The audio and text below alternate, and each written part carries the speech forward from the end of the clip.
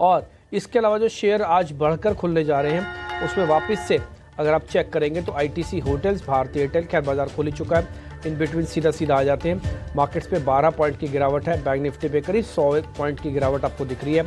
India VIX थोड़ा सा ऊपर आया 6%, बट अभी सेटल होने देते हैं, फिर मैं आपको दिखाऊंगा। एडवांस डिक्लाइन की रेशो वैसे ठीक है, इसका मतलब मिड कैप और स्मॉल कैप के अंदर कट बहुत बड़े नहीं है। एडवांस डिक्लाइन में 983 शेयर फिर से एडवांसेस के साथ खुले।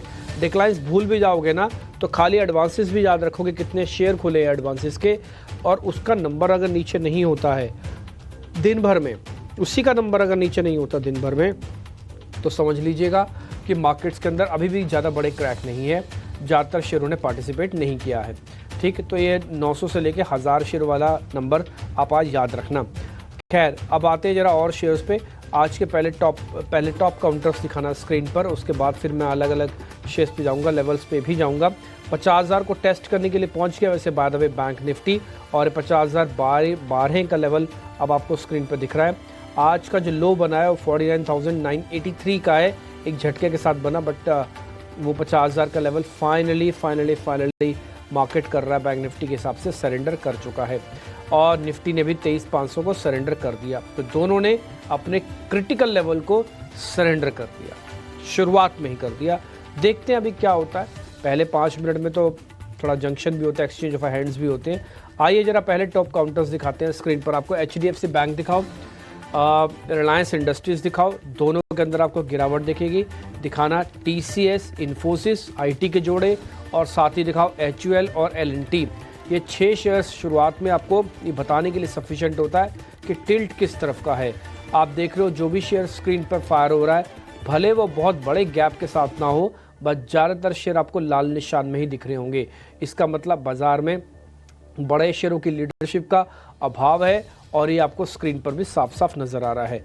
ये कोटक महिंद्रा बैंक का जो शिवांगी ने आज आपको रिकमेंडेशन दी थी, और हमने भी सुबह आपको इसके बारे में बताया था कि इन्वेस्टर और स्विंग इन्वेस्टर्स दोनों के लिए काफ़ी बेहतर है। HUL भी आज प्रशांत सावंत ने आपको ट्रेड दिया था, और इससे पहले भी हमने कुछ और शेयर भी डिस्कस किए हैं। आ जाते जरा टॉप गेनर्स पे, जरा जल्दी स्क्रीन पे दिखाते जाइएगा। जो मैं शेयर्स का नाम बोल पहले वही दिखाइएगा, फिर बाद में दूसरे शेयर। BHEL 2.5% ऊपर, मजगांव डॉक 2.5% ऊपर, ITC होटल्स 2.5% ऊपर, एस्कॉर्ट 1.25% ऊपर। तो ये कुछ एक शेयर्स हैं जहाँ पर आज बढ़त 1% से ज़्यादा की है।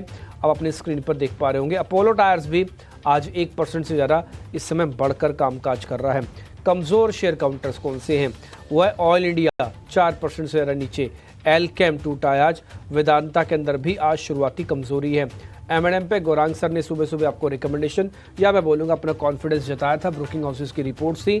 M&M इस समय साल का हाई लगाने के बाद हल्के से हरे निशान में आके इस समय ट्रेड कर रहा है। आप अपने स्क्रीन पर उसको देख पा रहे होंगे, 1 से 1.25% तक की तेज़ी है। एडवांस डिक्लाइन की रेशो में डिक्लाइंस थोड़े बड़े हैं, थोड़ा नोटिस कीजिएगा, यानी कि जो शुरू के नंबर आपने देखे वो धीरे करके कमज़ोर हुए हैं। तो बाज़ार अभी भी स्ट्रॉन्ग हैंड में नहीं है, इसलिए आप देख रहे होंगे निफ्टी 100 पॉइंट खाली हो गया, और बैंक निफ्टी के अंदर भी 150 पॉइंट खाली हो गया। आपको लग रहा होगा, देखो धीरे करके बाजार वहीं पहुंच रहा है। आपको पता है 3 से 4 दिन पहले 50-500 के इर्द गिर्द थे, और आपको मालूम होगा कि आप 23,500-600 तक पहुंच गए थे। अब आप देखो 23,500 के भी नीचे आके ट्रेड करो। तो बाजार की जो की हुई मेहनत है वो ख़राब नहीं होनी चाहिए, बड़ा बुरा लगेगा। बड़ी मेहनत करके मार्केट यहाँ तक पहुँचा था, पॉजिटिव चीज़ें आई भी, अगर वो सब चीज़ें ख़राब होती हैं तो बहुत दुख होगा इन्वेस्टर्स को। मैं कैसे बताऊं, मतलब मैं तो शब्द भी नहीं होते मेरे पास कई बार तो बोलने के लिए, फिर भी मैं बोल देता हूं। कईयों को बुरा लगता होगा, कईयों को अच्छा लगता होगा, जैसे भी ठीक लगता होगा, लेकिन मैं वो सब ट्रेडर्स की फीलिंग बता रहा हूं या इन्वेस्टर्स की फीलिंग बता रहा हूं जिस समय स्क्रीन पर नोटिस हो रही होती है। BEL, Eicher, M&M, Bharti Airtel, ये कुछ एक शेयर हैं जहाँ पे बढ़त करीब 1% की है। कुछ स्टील वाली कंपनीज आज बैकफुट पे वापस चली गई, जैसे शीशा बता रही थी डॉलर रुपी इक्वेशंस फिर से डिस्टर्ब हुई, और डॉलर इंडेक्स भी थोड़ा बढ़ा है, तो उसका इम्पैक्ट आज आपको शुरुआत में देखने को मिल रहा है। बैंक वाले काउंटर्स, साथ ही मेटल्स के काउंटर्स भी आपको स्क्रीन पर दिख रहे होंगे। बैंक में एक अच्छी चीज़ पता है कि HDFC को अगर मैं छोड़ दूँ तो ICICI bank, axis bank, Kotak और हिंडसन, इन चारों पे भी मार्केट थोड़ा रिएक्ट अब अच्छा दे रहा है।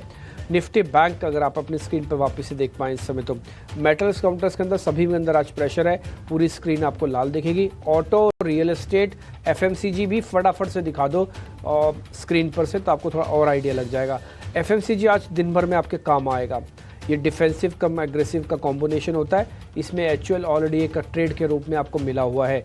निफ्टी आईटी इंडेक्स ये कमज़ोर है आज, टीसीएस भी हल्की कमज़ोरी है और इन्फोसिस में भी हल्का सा प्रेशर है। ऑटो के अंदर मेटल्स को छोड़ दिया जाए तो ज़्यादातर कोई भी ऑटो कंपनी ऐसी नहीं है जिनमें 1% तक की भी बढ़त हो और ज़्यादातर शेयर इस समय लाल निशान में है। तो कुल मिला के जितने भी आप स्टॉक्स देख पा रहे हैं हीट मैप के जरिए, आपको रफ आइडिया लग गया होगा कि कहाँ पे स्ट्रेंथ है और कहाँ पे वीकनेस है। मिड कैप में सबसे ज़्यादा टूटने वाले में से जो हीट मैप पे दिख रहा है वो है एलकेम लैब। ये आपकी स्क्रीन पर है। मेरे दोनों सहयोगी मार्केट का जो मेहमान है उनसे कनेक्ट करके आपके सामने ट्रेड रखेंगे। फिलहाल इंडिया विक्स और नोटिस कराता हूँ करीब 6% ऊपर है। देयर इज़ नो फियर, इतना रिक्वायरमेंट है। 14.5 तक माफ़ है, इनफैक्ट 15 तक भी विक्स माफ़ है। 15 के ऊपर विक्स नहीं जाना चाहिए क्योंकि बाजार गिर रहा है, विक्स बढ़ रहा है।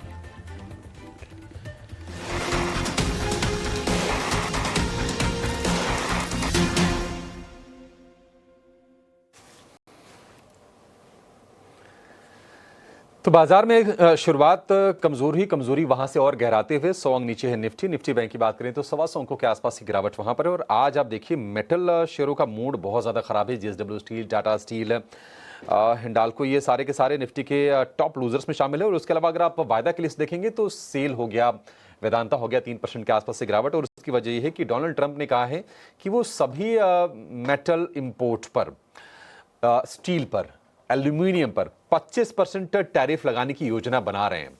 अगर वो इफेक्ट में आ जाता है तो निश्चित तौर पर ये सेंटिमेंट के लिहाज से तो नेगेटिव है ही, क्योंकि देखिए अमेरिका बड़ी इकोनॉमी है।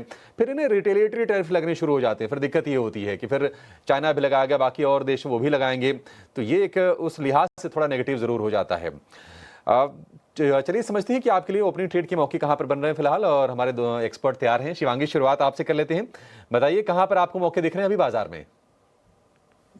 बाजार में हम देख रहे हैं कि काफी एक सॉफ्टनेस बनी हुई है। एडवांस डिक्लाइंस, थोड़े डिक्लाइंस के टिल्टेड टुवर्ड्स है, बट ऐसे में एमएनएम काफी स्ट्रांग है और ये one of the strongest counters भी रहा है ऑटो स्पेस में। लगातार हमने देखा है कि पिछले 3 हफ्तों से काफी एक अच्छी प्राइस वॉल्यूम एक्शन देखने को मिल रही है। मंथली बेसिस पे अपने एक 7 महीनों के क्लस्टर जोन से उसके हायर प्राइस बैंड को निकालते हुए नजर आ रहा है। वन ऑफ द आप कह सकते हो कि पूरे बाजार में स्ट्रॉन्गेस्ट है, सिर्फ ऑटो स्पेस में ही नहीं। तो यहाँ पे काफी एक अच्छी मोमेंटम है जो हम चेस कर सकते हैं। खरीदारी के मौके ढूंढे। नेक्स्ट टारगेट्स जो है वो राउंड अबाउट 3400 के बनते हुए दिख रहे हैं। यहाँ पे 3180 के एक स्टॉप लॉस को लगाते हुए। ठीक है, 3180 का स्टॉप लॉस होगा और 3400 रुपए के टारगेट आपके लिए एमएनएम में। शिवांगी, कुछ और भी ट्रेड्स आप खोज के रखिए, आपके पास लौट के आते हैं। लेकिन गौरांग भाई, अगर हम कैपिटल गुड्स वाले शेयरों की बात करें तो कमिंस में, बीएचईएल में लोअर लेवल से रिकवरी देख रहे हैं। आपको लगता है कि तेजी ये सस्टेनेबल होगी? और आपका कोई पसंदीदा शेयर कैपिटल गुड्स बास्केट में? अभिषेक, देखिए मेरे ख्याल से पिछले हफ्ते या 2 हफ्ते पहले किसी संस्था की तरफ से कैपिटल गुड्स इंजीनियरिंग क्षेत्र को लेकर के कुछ बिकवाली की रिपोर्ट आई थी और हमने काफी हावीपन देखा था। लेकिन उस दिन के पश्चात, उसके बाद वाले दिन में रिकवरी हमने देखी। और जिस प्रकार से अभी डिम्पी जी ने वाटैक को लेकर के प्रश्न पूछा था, हालांकि ये भी एक तरीके से कैपिटल गुड्स इंजीनियरिंग कंपनी है। जिस तरीके से ये water treatment, affluent treatment and sewage water desalination plants बनाती है। L&T, Cummins, siemens, ABB, KEC international, ये सब कैपिटल गुड्स इंजीनियरिंग क्षेत्र की कंपनियां हैं, दिग्गज और मझौली कंपनियां, जहां पर हमारी खरीदारी की राय रही है। और मैं एक बात हमेशा कहता हूं कि आपको अगर तिमाही दर तिमाही तुलना करनी है तो वो आपकी समझ है, मेरे समझ में वो नहीं आता। जहां तक कैपिटल गुड्स इंजीनियरिंग क्षेत्र का सवाल है नतीजों का, मुझे नहीं लग रहा है कि आपको तिमाही दर तिमाही तुलना करके ये निश्चय करना चाहिए कि आपको निवेशित रहना है या बेच देना है। क्योंकि ये क्षेत्र ऐसा है जैसे रक्षा क्षेत्र है, रेलवे क्षेत्र है, जहां पर ऑर्डर बुक अच्छी होती है, इसमें कोई दो राय नहीं है। लेकिन उस ऑर्डर बुक को एग्जीक्यूट करने के लिए समय लगता है, और वो समय जो लगता है उसी समय को ध्यान में रखते हुए आपको भी आपकी रणनीति जो है वो लंबे समय की आपको रखनी चाहिए। और आपको साल दर साल की या फिर 6 महीने जो नतीजे आते हैं, छमाही दर छमाही या साल दर साल, वो देखो। आप तिमाही दर तिमाही देख करके परिवर्तन करेंगे तो ये मेरे ख्याल से सूझबूझ वाली रणनीति नहीं होगी। लंबी अवधि के लिए ये सभी कंपनियां पसंद है और निवेश की राय है। ठीक है, लॉन्ग टर्म के लिए पसंद है, निवेश की